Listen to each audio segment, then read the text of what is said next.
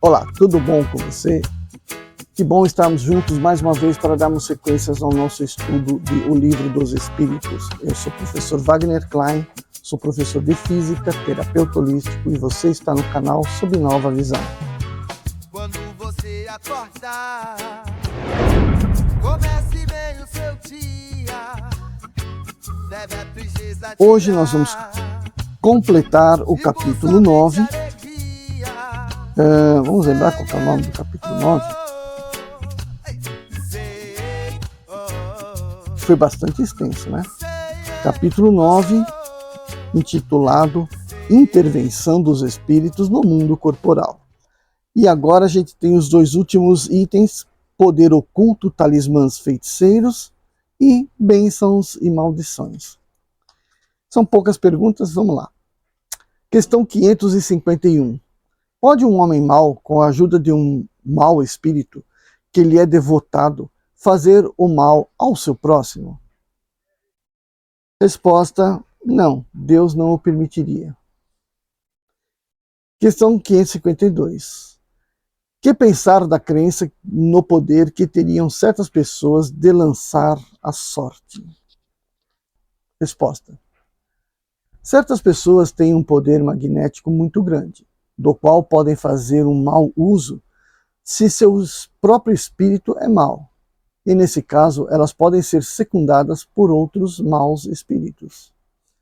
Mas não acrediteis nesse pretenso poder mágico que não existe senão na imaginação de pessoas supersticiosas, ignorantes das verdadeiras leis da natureza. Os fatos que não mencionam são fatos naturais mal observados e, sobretudo, mal compreendidos. Então, os fatos que estão sendo mencionados, né, para ele fazer essa pergunta, são fatos naturais mal observados, né, e, sobretudo, mal compreendidos. Questão 553. Qual pode ser o efeito das fórmulas e práticas com a ajuda das quais certas pessoas pretendem dispor da vontade dos espíritos? Resposta: o efeito de torná-las ridículas se são de boa fé. Caso contrário, são patifes que merecem um castigo. Todas as fórmulas são enganosas. Não há nenhuma palavra sacramental, nenhum sinal cabalístico, nenhum talismã que tenha uma ação qualquer sobre os espíritos, porque estes são atraídos pelo pensamento e não pelas coisas materiais. Certos espíritos não têm eles mesmos algumas vezes ditado fórmulas cabalísticas? Resposta: sim. Tendes espíritos que vos indicam sinais, palavras bizarras, ou que vos prescrevem certos atos com a ajuda dos quais fazeis o que chamais de conjuração. Mas estejas bem seguros que são espíritos que zombam de vós e abusam da vossa credulidade. Questão 554. Aqueles que, errado ou certo, têm confiança no que chama virtude de um talismã, não pode por essa confiança mesma atrair um espírito, porque então é o pensamento que age? O talismã não é senão um sinal que ajuda a dirigir o pensamento? Então isso aí é, inclusive, um dos temas que eu coloco lá no meu livro, A Vida Sob Nova Visão. A importância que pode ter um talismã. Vamos ver aqui a resposta do espírito. O espírito responde: é verdade, mas a natureza do espírito atraído depende da pureza da intenção e da elevação dos sentimentos. Ora, é raro que aquele que é tão simples para crer na virtude de um talismã, não tendo objetivo mais material que moral. Em todos os casos, isso anuncia uma baixeza e uma fraqueza de ideias, que o expõe aos espíritos imperfeitos e zombeteiros. Então vamos só fazer um pequeno comentário sobre isso aqui, né? O talismã, dito aqui é algo material, no qual pode canalizar a fé da pessoa viva encarnada. Então, a pessoa viva encarnada pode não ter desenvolvido nenhuma capacidade mediúnica de comunicação com o mundo espiritual, nem tão pouco ter estudado as verdades espirituais, mas acredita num talismã, acredita na foto de um ancestral, acredita num objeto qualquer, inclusive uma cruz. Acredita naquilo. E é aquilo que faz com que a sua fé seja canalizada. É aquilo que faz superar qualquer outro dom mediúnico que ela possa ter. Porque aquilo consegue concentrar, canalizar o seu pensamento. Então não podemos, de forma alguma, chamar um talismã de algo de ignorante, né? De pessoa ignorante. Não, porque a pessoa pode ser até super evoluída e ter lá os seus talismãs, né? O livro dos espíritos, uma codificação. Isso aqui simboliza uma doutrina, também simboliza um talismã. Porque, então eu estou aqui, mentalizando o que eu li no livro dos espíritos. Então eu estou agindo de forma como se estivesse movimentando um talismã. Então, talismã é aquilo que vai conduzir a nossa fé. Agora, se você está querendo conduzir as suas ideias para uma coisa ruim, por um mal, né, por uma ideia maligna, você vai simplesmente conduzir espíritos maus para fazer as suas ideias. Esses sim vão estar zombando de você e vão estar aproveitando da sua ingenuidade e talvez da sua fraqueza de espírito. Mas se ela está em processo de desenvolver a fé, exemplo típico de todos os grandes espíritos evoluídos aí, que rezavam terço, né? Então isso não é um talismã? Então temos que compreender direito essas palavras, né?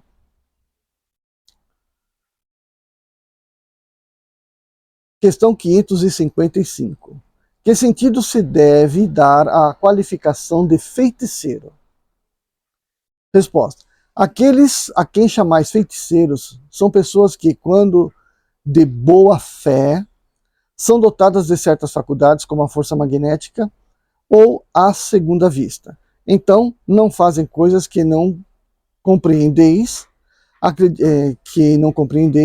acreditai que são dotadas de uma força sobrenatural. Vossos sábios, frequentemente, não passam por feiticeiros aos olhos das pessoas ignorantes.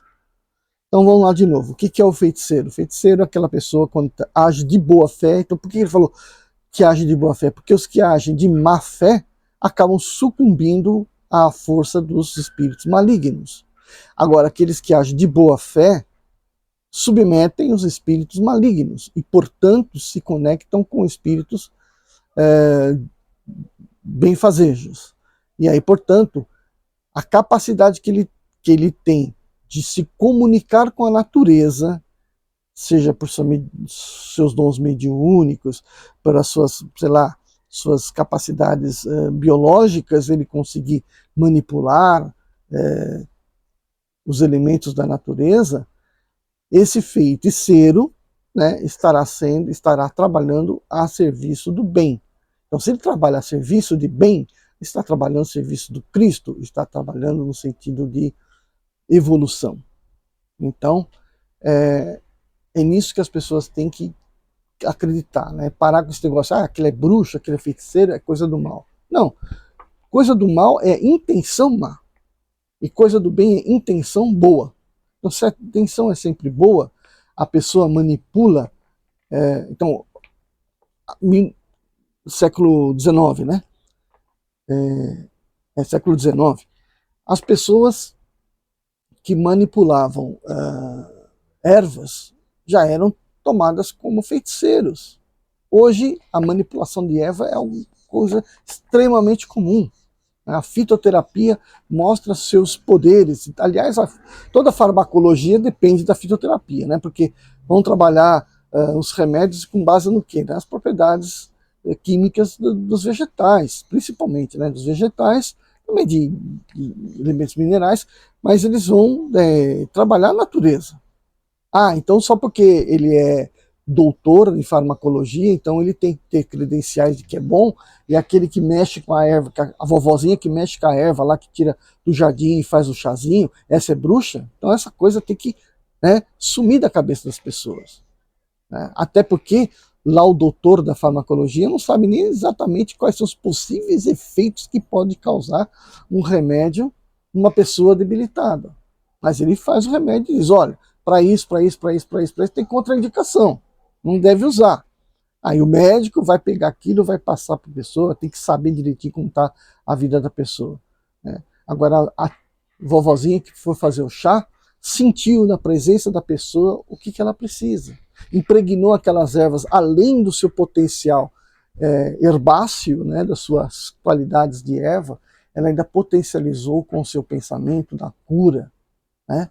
E aí os espíritos benfazejos vão até estar ali ajudando que aquele chá, que naquele chá seja impregnado ainda substâncias que carecem naquela pessoa doentada.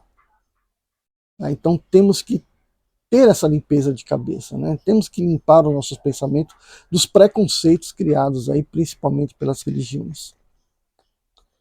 Questão 556 para terminar esse assunto.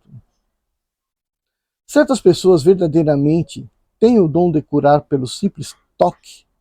Está vendo que a época de Kardec, né, século XIX, pouco se falava sobre o passe magnético. Resposta. A força magnética pode ir até aí, quando secundada pela pureza de sentimentos, é o que eu estou falando sempre, e o ardente desejo de se fazer o bem, porque então os bons espíritos ajudam. Então é exatamente o que eu falei da vovozinha lá. Mas é preciso desconfiar da maneira pela qual são contadas por pessoas muito crédulas ou muito entusiasmadas, sempre dispostas a ver o maravilhoso nas coisas mais simples e mais naturais. É preciso desconfiar-se também das narrações interesseiras da parte de pessoas que exploram a credulidade em seu proveito. Né? Então, tudo bem, tá? Tem que tomar cuidado com o charlatanismo, né? Mas tá aí mais ou menos um feedback daquilo que eu acabei de falar. Né? Última pergunta, último item do capítulo 9. Bênçãos e maldições. Questão 557. A bênção e a maldição podem atrair o bem e o mal sobre aqueles que são o seu objeto? Então vamos lá, resposta. Deus não escuta uma maldição injusta, e aquele que a pronuncia é culpado aos seus olhos.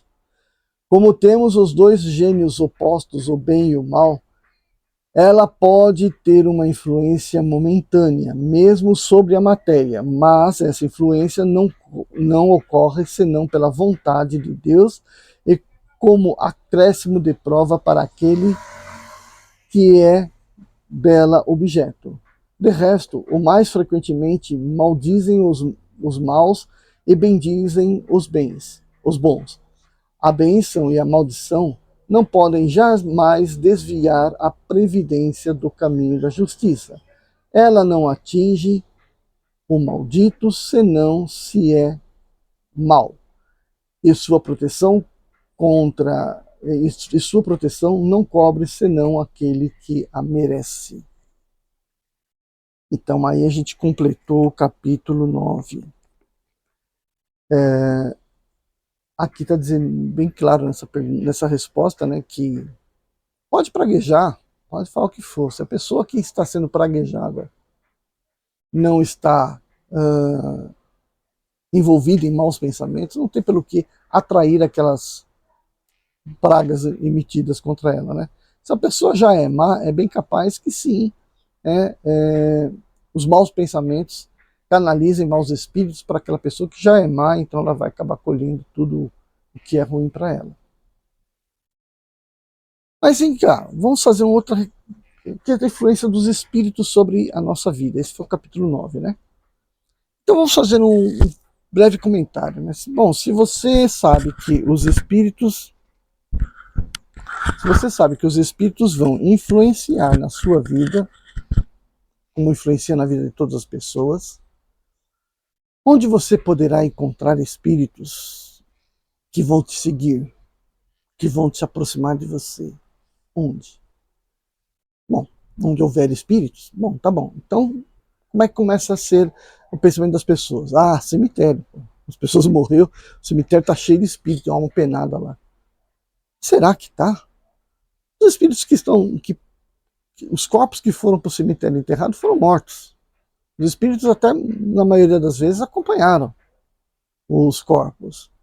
Mas, em pouco tempo, reconhecerão a sua condição de morto, de desencarnado, né? E aí o corpo fica por lá e o espírito vai para outro lugar. A menos que sejam ainda aquelas pessoas que em vida tiveram um pensamento muito materialista, dado por certas religiões, né? E a pessoa muito vinculada à ideia de que deverá esperar um juízo final, caso ela tenha morrido, né? E ficam ali à mercê da espera disso e que ficam presas ali. Ninguém se dá conta delas. Nenhum espírito encarnado vai se dar conta daquele espírito que está ali, choroso, né? A menos que a pessoa tenha uma grande mediunidade que vá passear no cemitério e consiga conectar com aquela pessoa que está ali. Do contrário, são espíritos próximos daquela pessoa que vão resgatar ela, já desencarnados, que vão lá resgatar aquele espírito lá. Bom, então, o cemitério não é lugar para você encontrar espíritos maus. Aonde então? Ah, nos hospitais. Os hospitais está cheio de gente lá morrendo. Então, você vai no hospital. O que você vai encontrar no hospital? Né? Você vai encontrar muitos espíritos em estado de agonia, desesperados, com medo de perderem suas vidas. Mas também vai encontrar muitas pessoas encarnadas trabalhando para que isso não aconteça, porque essa é a função do médico. Está ali trabalhando para que a saúde seja restabelecida. E também vai encontrar diversos espíritos que estão trabalhando pelo desenvolvimento do karma da pessoa, pelo desenvolvimento do seu planejamento espiritual, seja pela recuperação daqueles que não têm que morrer naquela hora, ou pelo bom desencarne daqueles que naquele momento vão se desencarnar. Então ali você vai encontrar espíritos benfazejos de todo lado. Talvez o local onde você encontre uma quantidade maior de espíritos benfazejos, que estão trabalhando ali pelo momento mais simbólico da vida da pessoa, né? O momento da sua desencarnação. Além de que encontrará muitos espíritos afins, porque se tiver que desencarnar, vai desencarnar e ser reconhecido pelos seus familiares mais próximos. Então muitos estarão por ali também. Esse é o provável panorama dos espíritos dentro de um hospital. Então você não vai encontrar mau espírito ali. Essa quantidade de espíritos bons repudiam os maus espíritos. Então, caramba, eu não gosto de um cemitério, não gosto de um hospital, mas não tem problema nenhum ir lá. Onde é que vai ter espíritos malfazejos? Aí é que tá. Aonde você gosta de ir. Então, se você gosta de frequentar bares, se você gosta de frequentar boates, se você gosta de frequentar festas, qualquer tipo de bagunça, né? Qualquer tipo de festejo. Por exemplo, agora, né, estamos aí próximos do carnaval, e aí tá tudo que é espírito mal, tá tudo empolgado para encontrar suas vítimas, né? Para usufruir das emanações das pessoas que procuram por esses locais. É aí onde se concentram muitas pessoas, nos estádios, vou até dizer que também nas escolas, viu? É ali que você encontra um grande contingente de pessoas cheias de energia vital, que são o fluido desejado pelo mau espírito, né? E cheio de pessoas com as mentes bagunçadas, onde extasiadas por certas ideias, né?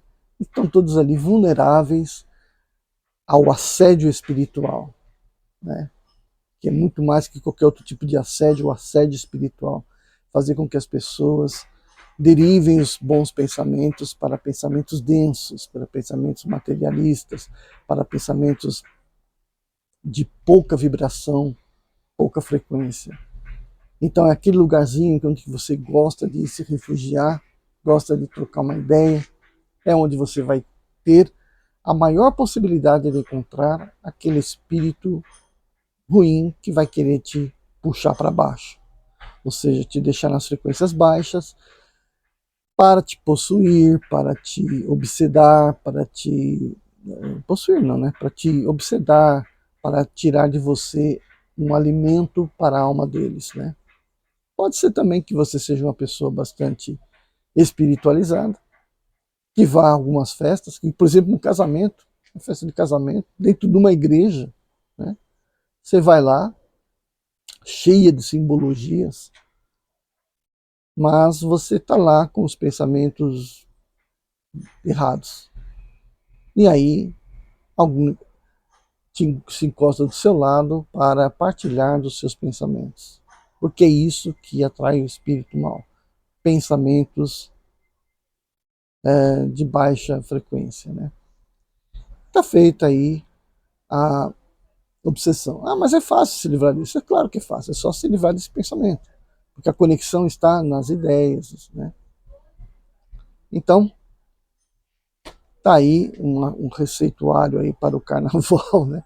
Eu vou fazer vídeos ainda durante o carnaval, mas tá aí um receituário para você que está se programando já para o seu carnaval, né? Procurar já ir com cabeça destinado ao descanso, ao lazer, né? E afastar as ideias de baixa frequência da cabeça, tá bom? Deixa seu like, compartilhe esse vídeo, e tudo aquilo que eu sempre falo, né? Eu sempre esqueço do que tem que falar.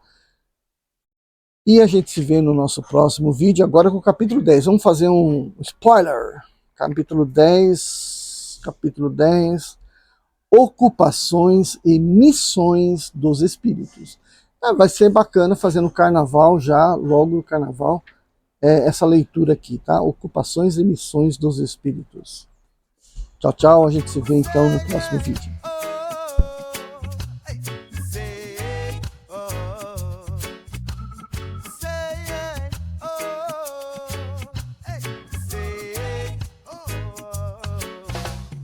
Mágoa, tristeza e rancor.